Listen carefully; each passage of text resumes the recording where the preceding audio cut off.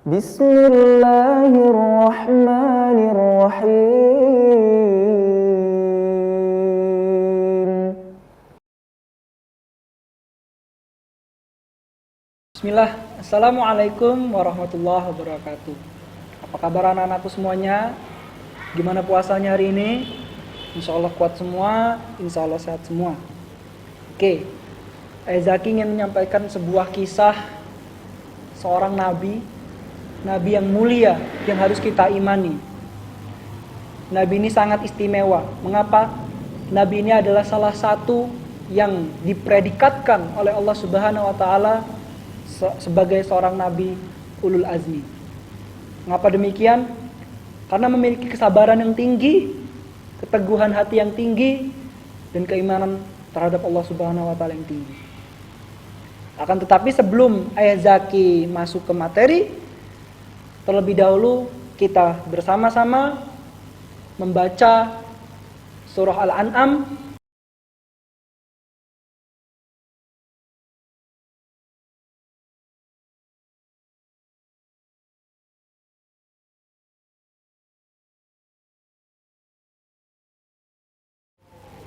Oke, kita mulai ya.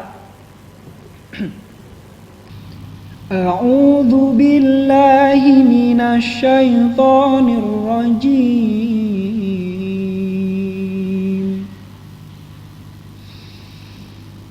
Bismillahirrahmanirrahim. Wa ma qadarullaha haqqa qadrihi idh qalu ma anzalallahu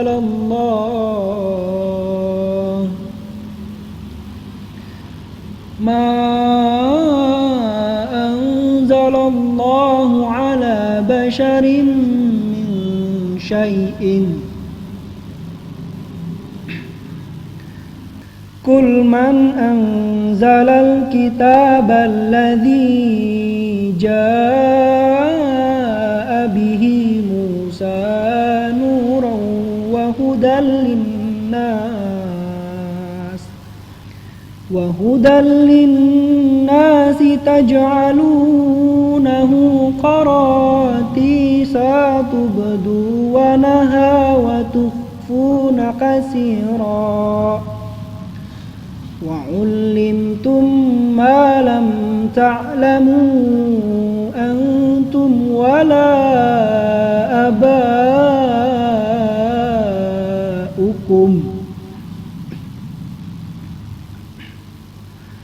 قُلِ اللَّهُ ثُمَّ ذَرْهُمْ فِي خَوْضِهِمْ يَلْعَبُونَ.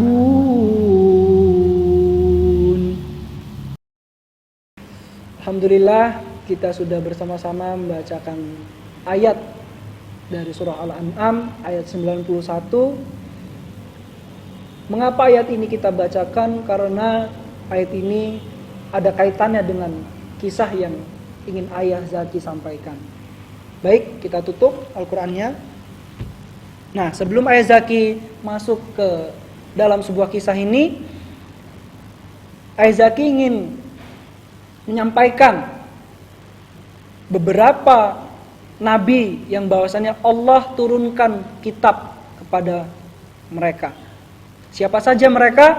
Yang pertama, kitab Taurat untuk Nabi Musa alaihissalam. Yang kedua, kitab Zabur untuk Nabi Daud alaihissalam. Yang ketiga, kitab Injil untuk Nabi Isa alaihissalam.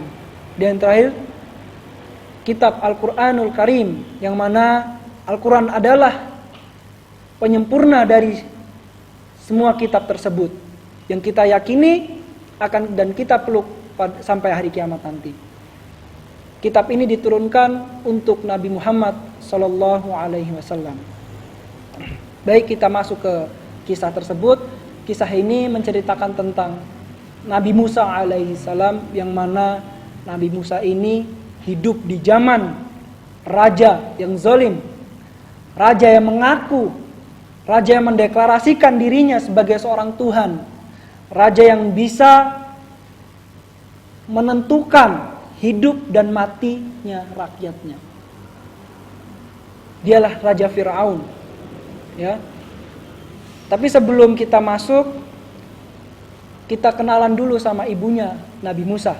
Siapakah beliau? Dia ialah Yukabat dan ayahnya ialah Amran.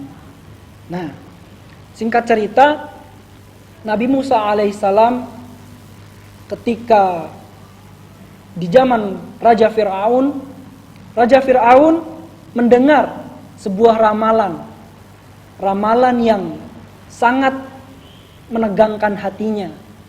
Nah, ramalan ini adalah nanti kelak akan ada seorang anak lelaki yang akan mengajak kepada Raja Fir'aun untuk kembali kepada Allah Subhanahu wa Ta'ala. Nah, sontak Raja Fir'aun marah. Raja Fir'aun kaget dan memerintahkan kepada bala tentaranya untuk membunuh siapa saja wanita yang melahirkan anak bayi yang laki-laki untuk dibunuh.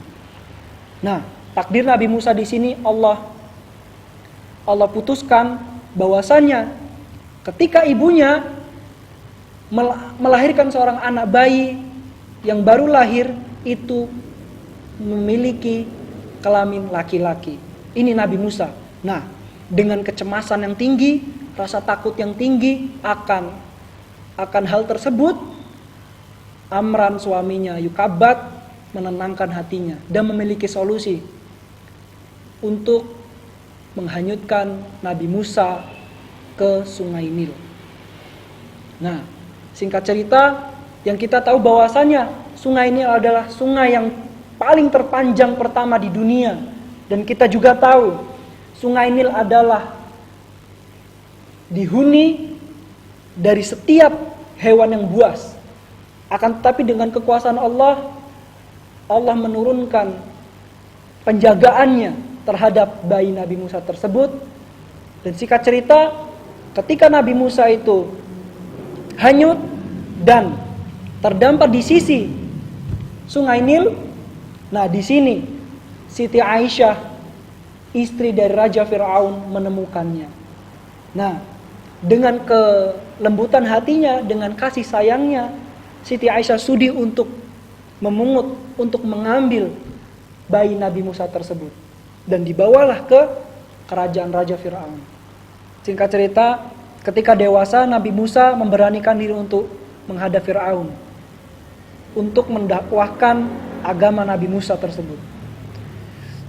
Sontak Raja Fir'aun pun kaget dan mengutus para dukunnya untuk menghadap ke Nabi Musa. Akan tetapi Nabi Musa dengan izin Allah memperlihatkan mukjizatnya. Nabi Musa melemparkan tongkatnya dan tongkatnya pun menjadi seekor ular besar. Nah, kemudian dukun-dukun ini pun tidak kehabisan cara untuk melawan Nabi Musa.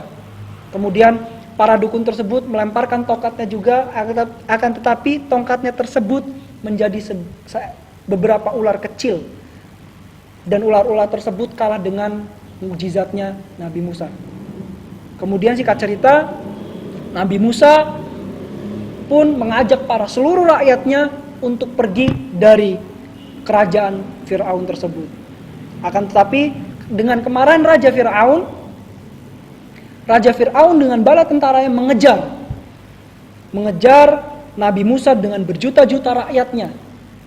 Kemudian dengan izin Allah, ketika Nabi Musa menghadap sebuah lautan luas yang kita kenal saat ini adalah Laut Merah, Nabi Musa dengan izin Allah menepuk tongkatnya ke dalam lautan.